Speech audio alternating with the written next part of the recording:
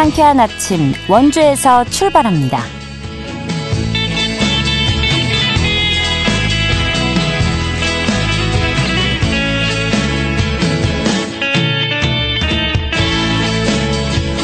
여러분 안녕하십니까? 11월 13일 수요일 KBS 원주방송국에서 보내드리는 상쾌한 아침 원주에서 출발합니다.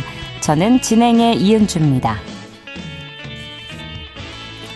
오늘은 하늘에 구름 많은 가운데 흐린 하루가 예상됩니다. 영동 지역에는 가끔 비가 내리겠는데요. 비의 양은 5mm 미만으로 많지 않겠습니다. 오늘 아침 최저기온 5도에서 7도로 출발해 한낮에는 17도에서 19도의 분포 보이겠는데요. 여전히 크게 벌어지는 낮과 밤의 기온차에 주의해 주시고요. 대학 수학 능력 시험일인 내일도 일교차 큰 하루가 예상되는 가운데 오후에 약간의 비가 지날 전망입니다. 오늘 준비한 소식입니다. 절도와 폭력, 마약과 살인 등 촉법소년 범죄가 늘고 있는데요. 때문에 대책 마련이 시급하다는 지적이 나옵니다. 원주를 비롯해 강원도에서 발생하고 있는 촉법소년 범죄의 현주소 짚어보고요. 원주 내 다함께 돌봄센터 6개소가 운영 중인 가운데 7호점이 국민건강보험공단에 새롭게 문을 열었다는 소식 리포터 현장에서 준비했습니다. 학교 현장에서 급식과 돌봄 등의 업무를 맡고 있는 교육 공무직이 임금 협상 결렬로 오는 12월 6일에 총파업을 예고했는데요. 이 소식 끝으로 전해드리죠. 11월 13일 수요일 상쾌한 아침 원주에서 출발합니다.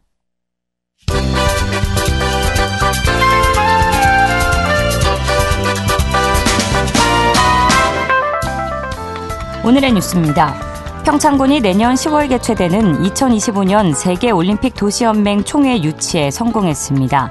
평창군은 스위스 로잔에서 열린 세계올림픽 도시연맹 집행위원회에서 최종 경쟁 후보 도시 2곳 중 평창이 2025년 총회 개최 도시로 선정됐다고 밝혔는데요. 이로써 평창은 2018 평창 동계올림픽과 2024 강원 동계 청소년 올림픽 개최에 이어 다시 한번 평창을 세계에 알릴 수 있는 기회를 마련했습니다. 원주 반곡동에 추진되고 있는 공공지원 민간 임대주택 공급 촉진지구 사업이 주민 반발에 부딪혔습니다. 주민들은 시행사가 협의 없이 일방적으로 강제 수용권을 이용하고 부지를 편취하려고 한다며 반발하고 있습니다. 하지만 시행사 측은 주민들이 과도한 보상금을 요구한다며 오히려 사업 지연에 따른 피해를 주장하고 있습니다. 2025학년도 대학 수학 능력 시험이 치러지는 내일 은행 영업시간이 평소보다 1시간 늦어진 오전 10시부터 오후 5시로 변경됩니다. 또 수능 영어 듣기 평가가 치러지는 내일 오후 1시 5분부터 1시 40분까지 35분간 전국에서 모든 항공기의 이착륙을 전면 통제한다고 밝혔습니다. 오늘의 뉴스였습니다.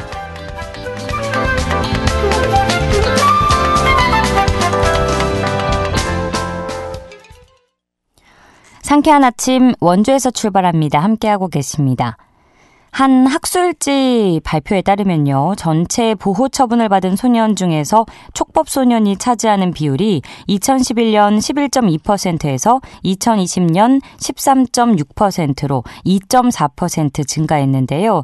날로 증가하는 촉법소년 범죄, 원주를 비롯한 강원도는 어떤 상황인지 한라대학교 경찰행정학과 남재성 교수와 짚어보겠습니다. 교수님 안녕하십니까? 네, 안녕하세요. 남미성입니다. 네, 반갑습니다. 먼저 현행 소년법상 범죄 소년과 촉법 소년에 대해서 좀 이해하기 쉽게 구분해서 설명해 주실까요? 네, 소년법에서는 소년을 범죄소년, 촉법소년, 우범소년 이렇게 세 가지로 구분을 하는데요. 네. 먼저 범죄소년은 만 14세 이상 19세 미만의 소년으로 범죄를 저지르면 형사처벌을 가능한 소년을 의미를 합니다. 그런데 이제 저희가 항상 이제 문제가 되고 있는 촉법소년이라고 하는 개념은 네. 만 10세 이상 14세 미만의 소년이고 흔히 형사 미성년자라고 하는데요. 예. 범죄 행위를 저질러도 형사처벌은 받지 않고 최대 보호처분만 받는 소년을 의미를 합니다. 그리고 이제 우범소년이라고 하는 개념은 만 10세 이상 19세 미만의 소년 중에서 지금 현재는 범죄를 저지르지 않았지만 향후에 범죄를 저지를 가능성이 높은 그런 소년들을 의미를 합니다. 이번 기회에 저도 명확히 정리가 됐습니다. 우범 소년의 연령대는 그러니까 범죄 소년과 촉법 소년의 연령대가 다 포함되는 개념이네요. 아우르는. 네, 맞습니다. 네, 뉴스를 통해서 범죄를 저지르는 연령대가 점점 낮아지고 있다는 건 아마 모두가 공감하실 텐데요. 원주를 비롯한 강원 지역의 촉법 소년 범죄 최근 5년간의 통계 자료가 있을까요? 네, 대법원 자료를 한번 살펴보면 촉법소년의 사건 접수 건수가 5년 전인 2019년에 1022건이었는데요. 네. 지난해에는 2289건, 그러니까 2배 이상 증가한 것으로 나타나고 있고, 예. 촉법소년들에 대한 소년 보호 사건도 크게 증가를 했는데요.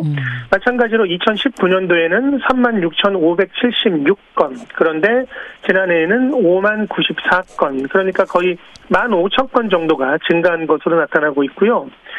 무엇보다 중요한 우리 강원도의 경우에 지난해 촉법소년의 숫자가 437명입니다. 그런데 5년 전과 비교해보면 약 2.5배 이상 증가한 것으로 나타나고 있고 2021년부터 23년까지 최근 3년간 우리 강원도에서 촉법소년의 범죄 사건을 보면 모두 1,149건에 달하고 있어서 강원도 역시도 결코 촉법소년의 범죄가 적지는 않다 이렇게 볼 수 있습니다. 네, 말씀해주신 수치가 이제 범죄 소년이나 우범 소년의 수치가 아니라 촉법 소년 범죄 수치인 거죠? 네, 그렇습니다. 네, 전국적으로도 증가 추세지만 우리 강원 지역을 봐도 확실히 촉법 소년 범죄가 증가하고 있는 게 확실해 보이는데 사실 학령 인구가 점점 줄고 있는 추세지 않습니까? 그렇다면 경찰에 입건되는 소년 범죄 건수도 줄어야 마땅해 보이는데 오히려 이렇게 늘고 있다는 거죠. 네, 말씀하신 대로 이제 기본적으로 학령 인구가 감소하면 소년 범죄 건수 역시도 감소해야 되는데 그렇지 않다라는 것은 촉법소년의 범죄, 나아가서 소년 범죄가 그만큼 위험 수위에 도달했다라는 것을 의미를 하는데요. 실제로 저희 범죄 통계에서는 인구 변화에 따른 명확한 이 범죄 발생 추이를 분석하기 위해서는 인구 10,000명당 범죄 발생 건수를 주로 분석을 하는데 네. 이 결과를 보더라도 촉법소년이나 소년 범죄의 증가 수치가 확연하게 드러나고 있고 또 범죄 유형에 있어서도 대단히 다양해지고 있는데요. 과거에는 주로 폭력과 절도 범죄가 많이 발생을 했다라면 최근에는 강간이나 강제추행 그리고 최근에 문제되고 있는 딥페이크에 이르기까지 다양한 성범죄로까지 확산되고 있는 상황입니다. 유형이 다양해진 건 물론이고 더 악랄해졌다고 표현을 할 수도 있을 것 같아요.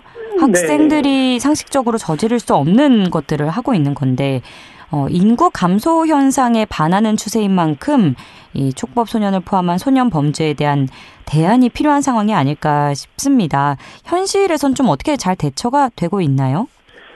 최근 이제 가장 중요한 논의 중에 하나가 촉법소년의 연령을 하향화, 연령을 낮추고 처벌을 보다 강화하자 이런 논의들이 대단히 많이 이루어지고 있는데요. 그쵸. 사실은 이런 연령 하향화 문제가 그렇게 간단한 문제는 아닙니다. 네. 왜냐하면 연령 하향화를 하게 되면 그만큼 어린 나이에 범죄 경력이 형성된다라는 건데요. 문제는 소년 범죄의 재범률이 약 12% 정도가 됩니다. 그런데 이것은 성인 범죄의 약 2배 정도이거든요. 따라서 단순하게 연령을 낮추는 것이 꼭 긍정적인 측면만 있는 것은 아니다. 이런 부분들을 우리가 좀 면밀하게 볼 필요가 있고 또 하나는 이 소년원이라든지 또는 소년교도소에서 이 소년들이 범죄를 오히려 학습하는 경우도 있는데 이런 교정정책 전반에 대해서도 동시에 같이 모색을 할 필요가 있는 상황입니다. 이 같은 소년 범죄가 늘고 있는 이유로 스마트폰 보급 대중화와 소셜미디어 발달 등의 이런 디지털 문화 속에서 아무래도 촉법소년 연령 기준을 악용하는 사례가 많아질 수밖에 없지 않나라는 얘기가 나오는데 범죄를 부추기는 주된 원인이라고 봐도 될까요? 그렇습니다. 확언할 수 있는 수준까지 연구들이 많이 이루어지고 있는데요. 결국에 이제 휴대폰 사용이 보편화되고 또 그것을 통해서 SNS가 이 청소년들에 있어서 굉장히 중요한 삶의 일부분이 되고 있다라고 해도 과언이 아닙니다. 때문에 이런 SNS 사용이 촉법소년을 비롯한 전반적인 청소년 범죄의 증가와 직간접적인 연관성이 있는 것으로 현재 많은 연구들이 제시가 되고 있는데요. 문제는 단순하게 범죄를 학습하거나 범죄에 관한 정보를 공유하는 것뿐만 아니라 이 SNS를 통해서 실제 이 범죄가 발생을 하게 되는데요. 네. 뭐 대표적으로 이 사이버 도박이라든지 또는 심지어 마약과 관련되는 범죄 또는 뭐 딥페이크나 불건전 콘텐츠 범죄 이렇게 다양한 범죄 행위들이 실제로 SNS를 매개로 해서 이루어지는 것이 최근에 대단히 중요한 또 우려스러운 상황입니다. 예. 이래서 촉법소년 연령을 낮춰야 한다는 지적은 끊이지 않고 있는데 앞서 말씀 주신 것처럼 이게 또 쉬운 것만은 아닐 것 같습니다. 그런데 현행 소년법에 근거한 이 소년의 처벌 기준 연령은 2007년 12월에 개정된 것이라고요? 네, 2007년도에 이제 소년법 일부 개정을 통해서 이제 과거에는 만 12세 이상으로 규정되었던 촉법소년의 연령, 낮은 연령이 10세 이상으로 이제 확대가 되었습니다. 따라서 결국 초등학교 고학년생도 촉법소년에 이제 해당할 수 있게 되었는데요. 그 이후에도 촉법소년의 연령 하향화 논의는 뭐 지속된 바 있습니다. 그리고 특히 지난 2022년에는 법무부가 실제로 만 13세로 이 촉법소년의 상한 연령을 낮추자라고 하는 그런 형법 개정안 또는 소년법 개정안도 입법 예고한 바 있기는 한데요. 결국은 국회의 문턱을 넘지는 못했습니다. 예, 이 촉법소년 기준 연령을 낮추는 것이 사실 처벌의 목적보다는 이 전과에 대한 두려움을 이용해서 좀 범죄를 억제하는 예방 효과가 있다는 전문가들의 시선에 대해선 어떻게 생각하십니까? 네, 뭐 당연히 이제 피해를 입으신 분들 또 그 가족분들 또 촉법소년의 문제를 대단히 심각하게 보시는 분들 입장에서는 연령 하향화 또 처벌의 강화가 당연히 필요할 텐데요. 문제는 말씀드린 대로 낙인의 문제를 우리가 결코 간과할 수 없다라는 점입니다. 그러니까 결국 청소년 시기는 아직 인격적으로 미성숙한 미완성된 단계인데요. 한 번 잘못을 해서 도덕성과 자아 정체성이 완전히 확립되지 못한 이런 청소년들이 전과자, 범죄자로 낙인 찍히게 되면 대단히 일찍이 범죄 경력이 형성될 수 있고 이것이 오히려 생애 전체에 걸쳐서 만성적 범죄자나 또는 생애적 범죄자가 될 수 있는 그런 지름길을 만들어 준다라는 것입니다. 따라서 강한 처벌, 연령 하향화, 만인 능사가 아니라 좀 다양한 방면에서 뭐 교정제도 전반에 대해서도 같이 논의하는 것이 더 필요하다고 생각을 합니다. 예. 우리 사회가 그리고 우리 지역이 범죄 없는 청정 지역이 되려면 어떤 노력이 필요할지와 함께 끝으로 못다 하신 말씀이 있으시면 청해 듣겠습니다. 네, 최근에 이제 저희 범죄나 비행의 원인에 있어서 가장 크게 또 가장 많이 접근하는 방식이 결국 가정의 문제입니다. 예. 가정에서 가족 간의 대화, 또 가정 내 갈등의 조정, 가정 폭력 이런 문제를 먼저 선행적으로 해결하는 것이 중요하고 또 하나 학교에서는요, 이 전반적인 입시 위주나 또는 학업 성적 위주의 교육뿐만 아니라 사실은 상담이라든지 또는 다양한 교육적 접근을 조금 더 강화할 필요가 있다라고 생각을 합니다. 특히 학교에서 심리치료라든지 또는 치료적인 교육을 확대하고 그것들을 실제 교육에 적용하는 것이 중요하다라고 생각을 하고요. 특히 무엇보다 소년범은 처벌이 아니라 교정의 목적이 대단히 중요하다라는 것을 좀 인식을 하고 이런 범죄를 저지른 소년들이 다시금 우리 사회 정상적인 구성원으로 살아갈 수 있도록 다양한 논의 또 그리고 교정 관련된 인프라를 확충하자라고 하는 논의도 동시에 좀 진행이 되었으면 합니다. 예, 오늘은 시간 관계상 여기까지 듣죠. 교수님 오늘 말씀 고맙습니다. 네, 고맙습니다. 지금까지 한라대학교 경찰행정학과 남재성 교수였습니다.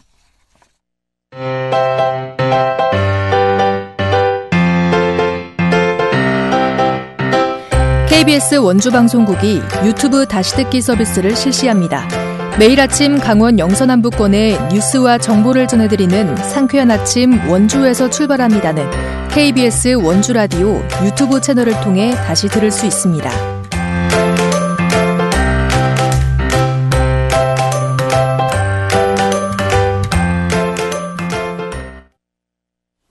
원주시의 7번째 다함께 돌봄센터가 문을 열었는데요. 국민건강보험공단에 자리 잡은 다함께 돌봄센터 건희 강희 마을입니다. 자세한 내용 리포터 현장에서 알아보죠. 추인혜 리포터 함께합니다. 어서 오세요. 안녕하세요. 네, 먼저 다함께 돌봄센터가 어떤 역할을 하는 곳인지 소개해 주실까요? 네, 지난 6일 원주시 다함께 돌봄센터의 7호점인 건희 강희 마을이 개소했습니다. 네. 다함께 돌봄센터는 초등학생 자녀를 둔 학부모의 돌봄 고민을 덜기 위해 도입된 지역 중심의 사회복지시설인데요. 학교의 정기 교육 시간 외에 돌봄 서비스를 제공하면서 사교육비 경감에도 기여하고 있습니다. 원주시에는 2019년 퇴장 이동에 설치된 아이 행복마을을 시작으로 퇴장 지역과 불온, 귀래, 반곡동, 명륜 이동 등에서 6개의 센터가 운영되고 있고요. 네. 이번에 국민건강보험공단의 7호점이 문을 열면서 총 7개의 센터가 운영 중입니다. 지자체가 센터를 설치해서 민간 위탁 운영하며 돌봄 서비스를 제공하는데요. 다양한 학습과 돌봄 프로그램 그리고 아이들에게 급식과 간식 등을 제공하면서 아이들의 돌봄을 담당하고 있습니다.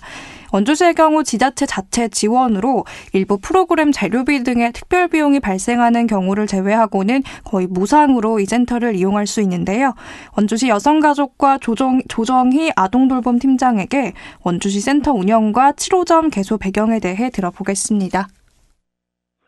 다함께 돌봄센터는 지역 내 돌봄 수요 및 자원을 고려해서 정기 일시 돌봄 서비스를 제공합니다. 프로그램을 운영하며 급간식을 제공하는 등 편안함을 더한 양질의 돌봄 서비스를 지원하고 있습니다. 이번 개소한 건희 강희 마을은 원주시와 국민건강보험공단이 협력해서 마을 돌봄을 활성화하고자 설치하게 되었습니다. 초등생이 많은 혁신도시는 방과 후 돌봄시설이 부족한 상황이었는데요. 마침 혁신도시에 위치한 국민건강보험공단에서 구 어린이집 장소를 무상으로 제공해 주었고 원주시에서 리모델링을 하여 다함께 돌봄센터를 설치해 밥상공동체 복지재단에 위탁 운영하게 되었습니다. 반곡동 지역의 초등생 돌봄 사각지대를 다소나마 해소할 수 있으리라고 기대하고 있습니다. 그럼 얼마 전에 문을 연 다함께 돌봄센터 건희 강희 마을은 어떻게 운영이 되나요? 네, 초등생이 많은 혁신도시에는 방과 후 돌봄 시설이 부족한 상황이었는데요. 네. 이에 국민건강보험공단이 무상으로 제공한 이전에 어린이집으로 운영되던 장소에 원주시가 리모델링해 센터를 설치하고 밥상공동체 복지재단에서 위탁 운영하게 됐습니다. 정원은 45명으로 초등학생이면 입소 가능하고 현재는 30명 정도의 아이들이 센터를 이용하고 있는데요. 평소에는 오전 11시부터 오후 8시까지 센터가 운영됩니다. 총 3분의 선생님이 상주하면서 아이들의 학습 지도와 특별 프로그램을 운영하는데요. 또 외부 강사가 학습 지도를 진행하기도 하고 마술이나 온라인 활용 프로그램, 소풍 등 다채로운 활동이 진행됩니다. 자세한 내용 밥상공동체 복지재단 허기복 대표 이야기 들어보겠습니다. 일단은 이제 만 6세 이상, 그리고 이제 초등학교 6학년까지 돌봄센터를 이제 운영할 수 있게 되고요. 방과 후 돌봄이 필요한 그 초등학생들, 상시 또는 일시 돌봄이 필요한 초등학교 학생들을 돌봄을 통해서 생활이나 또 숙제, 학습 이런 지도도 이제 가능하겠고요. 또 어린이들 또 이제 시기적절하게 또 간식도 필요하니까 간식도 제공을 하고, 돌봄이 필요한 가정과 또 그 부모님들 계시면 747국에 4934번으로 전화를 주시면 저희들이 하나하나 잘 안내를 해드리고 방문도 하셔도 되겠고요. 자녀 돌봄이 굉장히 아동 교육이 필요하니까 자녀 돌봄이 필요한 분들은 우리 그 보조나 지원을 또 아끼지 않도록 하겠습니다. 학교를 마친 후에 아이들의 돌봄을 걱정하지 않을 수 있게 돼서 아이를 둔 시민들에게 반가운 소식일 것 같은데 원주시의 센터가 추가로 들어설 계획도 있나요? 네, 내년 하반기에는 지정면 기업도시 내에 또 다함께 돌봄센터가 들어서고요. 앞으로는 의무 설치 적용 대상 공동주택단지에 다함께 돌봄센터가 설치될 예정으로 점점 돌봄을 나누는 문화가 확산될 수 있을 것으로 기대됩니다. 네, 원주시의 7번째 다함께 돌봄센터 운영 소식 알아봤습니다. 오늘 소식 고맙습니다. 추인혜 리포터였습니다. 네, 감사합니다.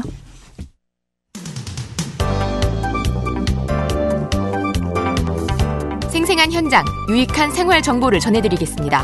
KBS 원주라디오 상쾌한 아침 원주에서 출발합니다를 함께하고 있습니다. 학교 현장에서 급식과 돌봄 등의 업무를 맡고 있는 교육 공무직이 임금 협상 결렬로 오는 12월 6일 총파업을 결의했는데요. 공공운수노조 전국교육공무직본부 강원지부 정유정 지부장과 관련 이야기 나눠보겠습니다. 지부장님 안녕하십니까? 네, 안녕하세요. 네, 먼저 청취자분들의 이해를 돕기 위해서 교육 공무직의 범주부터 말씀 부탁드립니다. 네, 학생들과 교직원의 밥을 짓는 조리사, 조리실무사, 그리고 교무실과 행정실에서 근무하는 교무행정사, 또 장애 학생의 교육활동을 지원하는 특수교육지도사 등 약 40여 개 직종이 학교 곳곳에서 근무하고 있습니다. 아, 40여 개 직종. 결코 적지 않은 수겠네요. 네, 그렇습니다. 네, 원주를 포함한 강원 지역의 교육 공무직이 차지하고 있는 비율은 어느 정도 될까요?